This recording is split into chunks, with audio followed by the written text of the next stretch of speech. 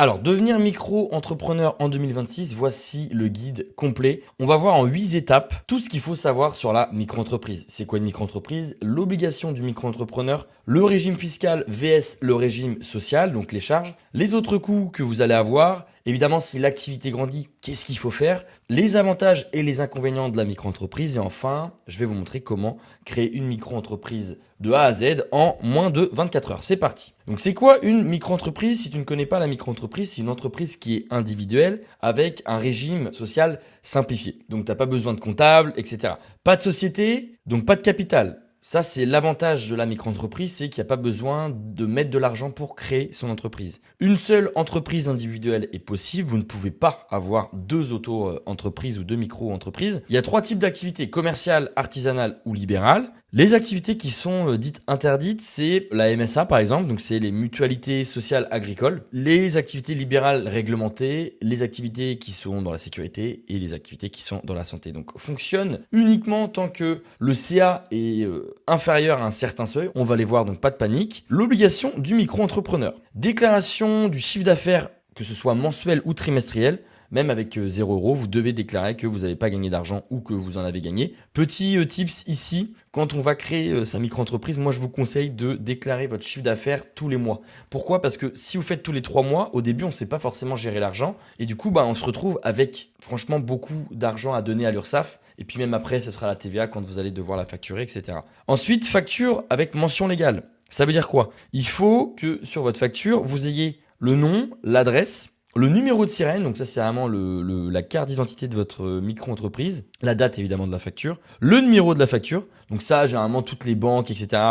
Ou tous les outils qui vous permettent de créer une facture le font automatiquement. Le nom du client évidemment, l'adresse, la description de la prestation ou du produit que vous vendez, quantité et le prix unitaire. Donc si vous vendez une vidéo, c'est le prix unitaire pour une seule vidéo. Si vous en vendez plusieurs, il faut quand même le prix à l'unité. La mention obligatoire si tu es en franchise de TVA. Donc si en gros tu ne factures pas la TVA, tu dois avoir TVA non applicable, article 293B du CGI. Évidemment ton statut, donc entreprise individuelle, et les conditions de paiement. Évidemment, je l'ai remis ici parce que c'est important. Si vous ne facturez pas la TVA, surtout au début, mention TVA non applicable, ok? Ensuite, la CFE. La CFE, tu seras obligé de la déclarer la deuxième année. La première année, il n'y a pas besoin de payer de CFE. Pourquoi? Parce que l'État se dit, voilà, c'est ta première année d'activité. On va pas te faire payer une cotisation foncière de ton entreprise. C'est basé sur le chiffre d'affaires de ton entreprise et sur le taux de CFE de ta ville. Donc, par exemple, le taux de CFE à Bordeaux est supérieur du taux de CFE à Paris. Donc ça, c'est vraiment aussi à prendre en compte. Évidemment, si tu veux payer le taux de CFE le plus faible de France, tu cliques sur le lien en commentaire, tu passes par LegalPlace et tu as la domiciliation qui va te permettre de payer le moins de CFE possible. Et évidemment, tu as l'assurance selon l'activité. Évidemment, si tu fais une activité dans le bâtiment, tu dois avoir des assurances qui suivent. Donc ça dépend évidemment de ton choix et évidemment de ton activité. Le régime fiscal, donc les impôts, comment ça marche? Donc tu as le choix entre le régime classique, donc en gros c'est avec l'abattement, et le versement libératoire. Le régime classique, c'est quoi? En gros, tu vas faire du chiffre d'affaires. L'État va partir du principe que si tu fais de la vente, tu as un abattement de 71%. Donc en gros, tu vas payer, le reste sera imposé. En service, ça sera plus simple. On va prendre le service en exemple. Si tu fais du service, on part du principe que tu as des charges, etc. Donc, tu seras imposé seulement à 50% de ton chiffre d'affaires et de ton bénéfice. Et libéral, c'est 34%. Et en gros, l'État dit, c'est ce que je viens de vous dire, on considère que tu as des charges, alors on enlève un pourcentage fixe de ton chiffre d'affaires avant de calculer ton impôt. Évidemment, ça va jouer aussi en fonction de si vous êtes célibataire, si vous avez des enfants, etc. Le versement libératoire, moi je le trouve top, je l'ai fait et je continuerai de le faire parce que je savais que j'allais faire de l'argent. En gros, vous allez prendre un pourcentage de votre chiffre d'affaires tous les mois. Donc par exemple, si vous faites du service, on va vous prendre tous les mois 1,7% de votre chiffre d'affaires. Ok? Donc évidemment, c'est chiant si vous faites très peu de chiffre d'affaires, du coup, parce que ça veut dire que vous allez payer des impôts. Alors que si vous n'avez pas de gros chiffre d'affaires et que vous allez prendre le régime classique, vous paierez vous paierez 0 € d'impôt.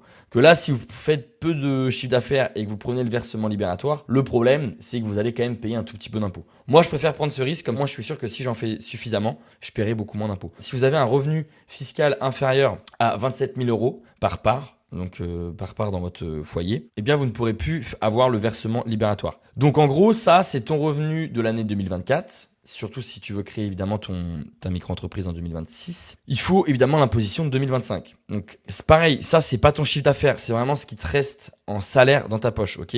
C'est ton revenu personnel déjà imposé. Donc en gros, si tu veux le versement libératoire, tu dois faire ta demande avant le 30 septembre 2026 et du coup ça sera appliqué au 1er janvier 2027. Si tu regardes cette vidéo là par exemple ce mois-ci, donc en décembre 2025 par exemple, eh bien ça sera appliqué quand même au 30 septembre 2026. Régime social, les charges, donc l'URSSAF en gros. La revente, si tu fais de la revente, si tu fais des services, si tu fais du service, si tu fais de l'artisanat, etc. Eh bien là, en fait, on va te prendre un pourcentage de ton chiffre d'affaires. Donc ça n'a rien à voir avec les impôts. Là, c'est par exemple, si tu fais 1000 euros de chiffre d'affaires, l'État va te prendre 220 euros. En gros, il te reste net dans ta poche à peu près 800 euros. Sur ces 800 euros, en fonction du régime fiscal que tu as pris, soit on te prend par exemple 1,7% en plus de ces 1000 euros. Ce qui est cool par contre avec la micro-entreprise, c'est que zéro chiffre d'affaires, tu as zéro charge. Tu n'as pas de comptable, tu n'as pas de bilan comptable, tu n'as pas tous ces trucs-là à payer. Les autres coûts maintenant. On a le CFP obligatoire. Donc ça, c'est la contribution à la formation professionnelle. En gros,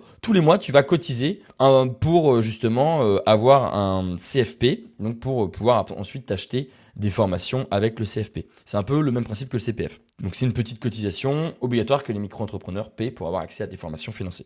La CFE, évidemment, une fois de plus, je le rappelle, la première année, tu es exonéré de CFE, mais en gros, c'est basé sur ton chiffre d'affaires et la localisation de ta micro-entreprise. L'assurance pro, évidemment, en fonction de ton activité. Et un compte bancaire dédié si ton chiffre d'affaires est supérieur à 10 000 euros 2 années consécutives. Okay. Moi, je te conseille quand même de prendre un compte bancaire professionnel parce que même pour encaisser l'argent, c'est mieux quand tu as des dépenses avec ton loyer, etc. Je préfère avoir un compte qui encaisse. Si l'activité grandit, qu'est-ce qui se passe? En gros, tu vas devoir facturer la TVA si tu dépasses les 36 000 euros de chiffre d'affaires en service. Évidemment, 94 000 si tu fais de la vente. Et ça, la TVA, elle s'applique dès le mois du dépassement. Donc, par exemple, là, on est au mois de novembre. Tu dépasses ce mois-ci, eh bien, tu vas devoir déclarer ta TVA au mois de décembre. Et évidemment, tu vas sortir du régime micro-entrepreneur si en service, tu fais plus de 72 000 de chiffre d'affaires et si en vente, tu fais plus de 176 000. Par contre, ce qui est top, c'est que si par exemple, la première année, tu fais plus de 72 000 de chiffre d'affaires, admettons que tu fais 80 000 et que la deuxième année, tu fais seulement 40 000, tu peux rester en micro. Par contre, si la première année, tu fais 80 000 et la deuxième année, tu fais 100 000, voilà, tu sors de la micro-entreprise et tu passes en société. Je t'invite à regarder d'autres vidéos qu'on a pu créer avec cette chaîne où on te montre comment créer une société en partant de la micro-entreprise. Les avantages et les inconvénients. L'avantage de la micro-entreprise, c'est que c'est facile à créer. Il n'y a pas de TVA, en tout cas en dessous de 36 000 euros de chiffre d'affaires. Il y a peu de comptabilité. Tu peux cumuler les études, le salariat, la retraite, etc. Tu as des charges qui sont évidemment proportionnelles en fonction de ton chiffre d'affaires. Donc ça, c'est quand même top. Si par exemple, tu fais pas de chiffre d'affaires, tu n'as pas de charge. Les inconvénients, c'est que le plafond de la micro-entreprise peut être relativement bas, surtout si tu es dans un domaine qui est assez rémunérateur. Tu n'as pas de charge réelle déductible. Donc ça va être un peu problématique si tu veux par exemple acheter une voiture de fonction, etc. Crédibilité limitée. Donc que ce soit d'un point de vue personnel mais aussi professionnel dans certains cas. Deuxième cas plus personnel, si vous voulez acheter un bien immobilier ou si vous voulez louer par exemple un appartement. Voilà, vous voulez louer un appartement pendant 1 an, eh bien il va vous falloir des garants, etc. Ça peut faire peur. Okay. Maintenant, comment créer une micro-entreprise en 24 heures de A à Z? Je vais vous montrer. Pour ça, vous allez cliquer sur le lien en description et on va le faire ensemble. Vous allez suivre exactement les mêmes étapes que moi. Donc pour ça, on va passer par Legal Place. En 24 heures, on va avoir une micro-entreprise. Donc créez votre micro-entreprise. Votre activité est-elle artisanale? On a des exemples. VTC, boulangerie, métier du BTP, coiffure, fabrication de vêtements. Tout ça, c'est des métiers et c'est des activités qui sont dites artisanales. Donc moi, je pars du principe que je veux être freelance, par exemple. Je vais dire que oui, elle est artisanale. Quand souhaitez-vous démarrer votre activité? Dès que possible, mais vous pouvez très bien choisir le cas qui vous convient le mieux. Avez-vous déjà été auto-entrepreneur? Ça, c'est super important. Donc si vous n'avez jamais été auto-entrepreneur, cliquez sur non. Là, on nous rappelle l'intérêt de créer une SASU. Dans cette vidéo, on veut créer une micro-entreprise, mais en gros, la SASU, elle a plusieurs avantages, mais c'est une vraie société. Donc, les avantages qu'elle a, c'est que vous pouvez cumuler les aides publiques, donc le chômage, la retraite, etc.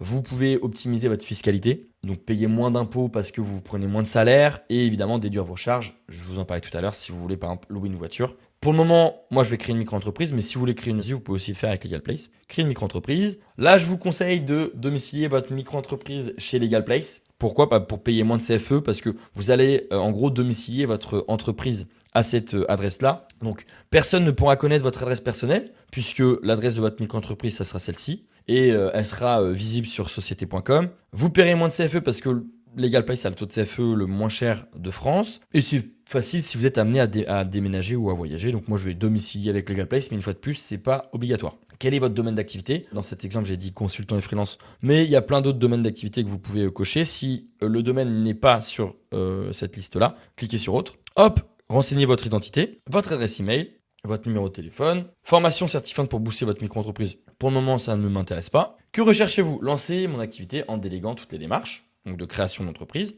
Continuez. Donc là, Legal Place prépare le dossier de votre micro-entreprise. Donc vous avez vu, ça va très très vite. Hop, et là, pas de panique, c'est pas un abonnement. Vous avez deux plans. Le standard, le format express. Donc moi, je prends le format express pour une chose qui est top, c'est que vous allez obtenir l'ACRE. L'ACRE, ça vous permet de diviser par 2 vos cotisations sociales la première année.